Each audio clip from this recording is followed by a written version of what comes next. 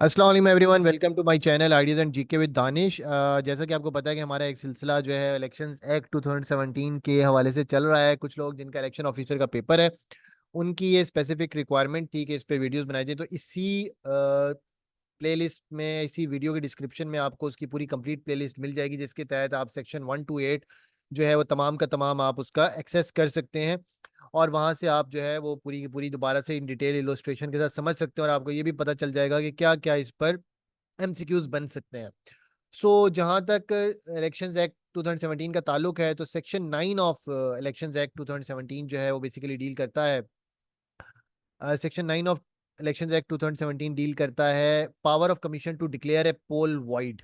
ठीक है, null and void basically जो डिक्लेयर करना है, कोई भी इलेक्शन होगा उसका पोल का, वो पावर जो है कमीशन की पावर है, वो नल एंड वाइड डिक्लेयर कर सकता है। अब इसमें क्या क्या कंडीशंस हो सकती हैं जिसके तहत किसी भी इलेक्शन को कालादम करार दिया जा सकता है, वो बेसिकली सेक्शन 9 डील करता है। तो वो जो कंडीशंस हैं वो सब सेक्शंस के अंदर एक्सप्लेन की गई हैं। फॉर इंस्टेंस, सब सेक्शन 1 ये कहता है कि अगर इलेक्शन कोई समझता है कि उसको जो फैक्ट्स और रिकॉर्ड में जो चीजें आती हैं और उसको उसको पता चलता है कि भाई ग्रेव इरेगुलरिटीज हुई हैं, ठीक है, या violation of provision of the act of rules हुई हैं जिन्होंने मटेरियली इफेक्ट किया result of poll at one और मोर पोलिंग स्टेशन और इन द होल कॉन्स्टिट्यूंसी, जिसके अंदर ये भी है शामिल है कि including the implementation of an agreement restraining women from casting boards. आपको पता है कि कुछ जगह पर वुमेन को जो है वो अनाउंसमेंट कर दी जाती है, मसाजिद के अंदर से अनाउंसमेंट हो जाती है अनफॉर्चुनेटली कि भाई वुमेन जो है वो वोट कास्ट नहीं कर सकेंगी। ठीक है, तो जब इस तरह की भी कोई चीज होती है तो वो भी आपका इलेक्शन वाइड डिक्लेयर हो जाएगा। और आप इलेक्शन कमीशन ने मिनिमम जो पोल्ड वोट्स है उसके अंदर लिखा है कि इतने परसेंट जो है मिनिमम वुमेन का शेयर होना चाहिए। अगर वो नहीं होगा वोटिंग में, पोल्ड वोट्स में, तो वो कॉन्स्टिट्यूंसी का पूरा इलेक्शन ही नल एंड वॉइड डिक्लेयर कर दिया जाएगा। एक बड़ी फेमस कॉन्स्टिट्यूंसी थी 2018 के इलेक्शंस के अंदर, जहां पर उस वक्त भी वो प्रोविंशियल मिनिस्टर थे और अभी वो दोबारा प्रोविंशियल मिनिस्टर हैं। वो उन्होंने इलेक्शन लड़ा था, लेकिन उस कॉन्स्टिट्यूंसी में वुमेन वोट जो था उसका टर्नआउट कम था, जो पोल्ड वोट था उसमें वुमेन का इतना परसेंटेज नहीं था। तो इसको कमीशन ने जो है वो नल एंड वॉइड डिक्लेयर कर दिया जाएगा। ठीक है, और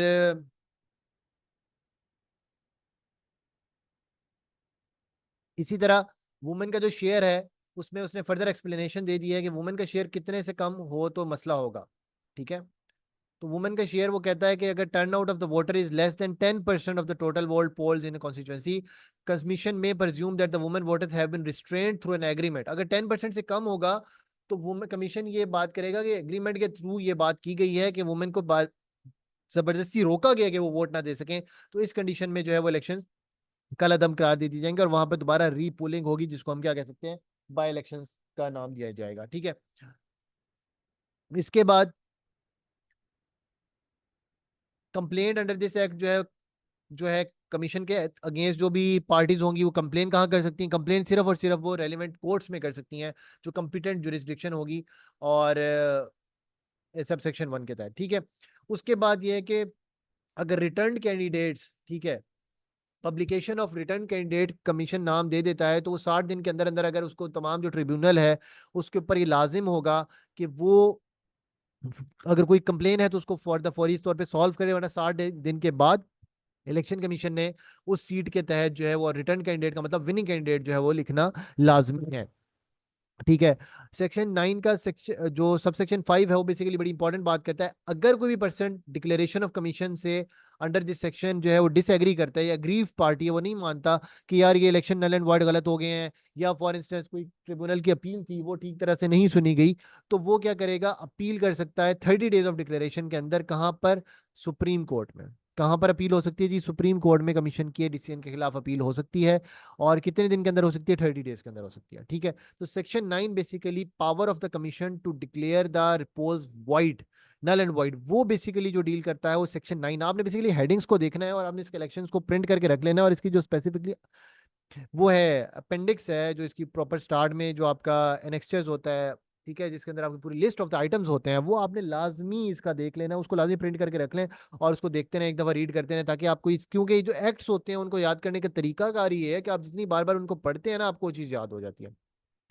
इसके बाद power to punish for contempt. ठीक है, इसके अलावा इलेक्शंस एक्ट 2013 के तहत, 2017 के तहत कमीशन को पावर है कि वो सेम पावर जिस तरह हाई कोर्ट को पावर है ना कि वो कॉन्टेम्प्ट हो सकती है, तौहीने अदालत जिसको आप कहते हैं, आर्टिकल 203 के तहत होती है। ठीक है, कॉन्टेम्प्ट ऑफ कोर्ट ऑर्डिनेंस है, लेकिन आर्टिकल 203 के तहत तौहीन अदालत एक्सरसाइज की जाती है। लाइक वाइज इलेक्शन कमीशन के जो कमीशन है वो भी बेसिकली इलेक्शन कमीशन जो है वो उसके पास सेम पावर है, वो कर सकता है। और तौहीन अदालत में जो जज की बात है वो यहाँ पर कमीशन या कमिश्नर की तरफ जा बाई दीजिए कि आपकी बड़ी फेमस ही बात है। अभी इस वक्त एक केस चला था तौहीन चीफ इलेक्शन कमीशन, जो एक पॉलिटिकल पार्टी के अगेंस्ट जो है वो चला था, चीफ इलेक्शन कमिश्नर के अगेंस्ट तौहीन इलेक्शन कमीशन जो है वो एक पार्टी के अगेंस्ट डाली गई थी। उसके लीडरान ने कुछ ऐसी तकारीर की थी जिसके तहत ये समझा गया कि वो एक स्पेसिफिकली इलेक्शन कमीशन के प्रोसेस पर असरअंदाज होने की कोशिश कर रहे हैं, और वो कर रहे हैं, तो उनके खिलाफ तौहीन इलेक्शन कमिश्नर की जो है वो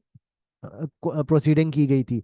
तो ये आपका सेक्शन 10 जो है वो basically power to punish for contempt की बात करता है। एंड देन सेक्शन 11 है जो कि expenditure charge upon federal consolidated fund की बात करता है। Expenditure charge upon federal consolidated fund जो है कि जो election commissioner, chief election commissioner या इलेक्शन कमीशन का जो एक्सपेंडिचर होगा, बेसिकली ये फेडरल जुरिस्डिक्शन में डिपार्टमेंट आ रहा है। तो फेडरल जुरिस्डिक्शन के जितने भी डिपार्टमेंट हैं वो फेडरल कंसोलिडेटेड फंड से अपना जो क्या कहते हैं सारा बजट है वो विड्रॉ करते हैं। और फेडरल कंसोलिडेटेड फंड में अब जब आपको कॉन्स्टिट्यूशन के आर्टिकल्स वाली सीरीज चल रही है उसमें आपको फर्दर बताऊंगा जब हम चैप्टर नंबर उसके 3 में जाएंगे, कि वो बेसिकली आपका लेजिस्लेटिव पार्ट ऑफ द जो बॉडी है उसके अंदर आता है कि बजटरी जो प्रपोजल्स हैं उसके अंदर आएगा कि आर्टिकल 81 जो है वो फेडरल कंसोलिडेटेड फंड से डील करता है। और फेडरल कंसोलिडेटेड फंड से ही आपके जो फंड्स हैं वो किसने लेने हैं, कमीशन और उसके एडमिनिस्ट्रेटिव एक्सपेंसेस और अदर जो एक्सपेंडिचर है वो सारा का सारा आर्टिकल 81 से निकलेगा। ठीक है, तो ये एक्सपेंडिचर अब charge upon the federal consolidated fund, ये क्या है, ये आर्टिकल 81 से आएगा।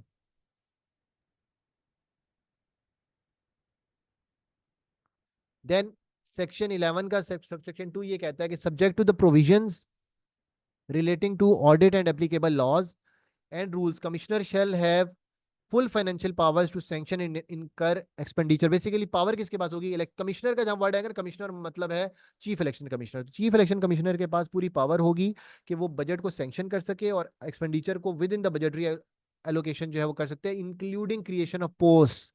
जो हायरिंग और फायरिंग का मैकेनिज्म है, हायरिंग फायरिंग, वो भी सारा का सारा इलेक्शन के चीफ इलेक्शन कमिश्नर के पास आता है। ठीक है, इसके बाद सेक्शन 12 जो है वो बेसिकली डील करता है measures for training and public awareness.